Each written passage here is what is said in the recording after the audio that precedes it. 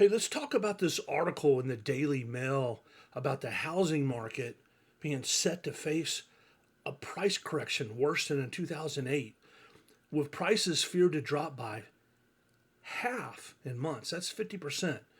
That's quite a drop. So the article starts to talk about the U.S. housing market, that it could be worse than 2008. And this lady, Melody Wright, is expressing her fears with an interview with Adam Taggart on the Thoughtful Money podcast. And they were discussing a recent Zillow report that found many home values are falling for more than half of America. And it's the biggest share since the country was still clawing its way out of the Great Recession. In that report, data showed that 53% of U.S. homes have lost their value over the last year, the highest since 2012, and that this may, cause the housing crash to hit bottom. They warned that the statistic indicated the housing market set for a price correction worse than 2008. They keep saying that. It's a dramatic statement, and they're, obviously trying to scare people. They're predicting that it's going to correct all the way to a point where the household median income matches the home price and the median home price. So that's going to be a lot worse than 2008. Just to put that in perspective, if your household median income is $100,000 or $150,000, they're going to say the average house is going to be at that price. We're much higher than that right now. We're out of whack, where the average income does not match the level of home prices. So data is showing 53% of U.S. homes have lost value in the past year. It's the highest level since 2012, when the housing crash finally hit bottom. You just want to keep this in mind if you're in the market for a new house right now, or if you're deciding what to do with your house. You might want to keep in mind that the market is under pressure right now. They said that this is a bifurcated housing market, and that majority of folks transacting are in the upper tiers. So some of the data is skewed because of that, right? But over the last 3 months, they said they get into what they call dirty details. These $100,000 and $250,000 sale prices, and they're starting to see some sales in that category. So a little bit of contradictory information there. But, all in all, I think they're calling it flat, and they think that 26 is either going to continue to be flat, or it actually could get worse. Now, some people are accusing her of fear mongering, which is kind of what I am, and I'm going to tell you why. I think, so much of what we see now is engagement farming. But look, this is the median price of homes sold in the United States. If you look back in 21, you could see that coming out of the COVID situation, home prices were really taking off. Like, I remember this. I remember when it was just nuts. $300,000 homes were suddenly worth $400,000. But around in 2023, it kind of leveled off.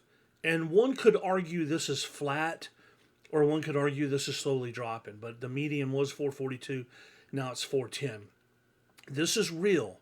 Right? Like, these are real numbers. This is between Q2 2020 and Q2 2025.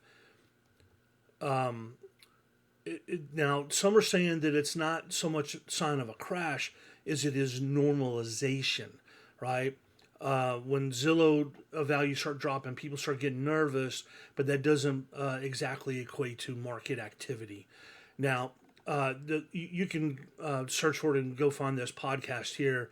But let me just tell you why I think they're doing a bit of fear mongering before I play a little bit of this. I'm going to tell you why.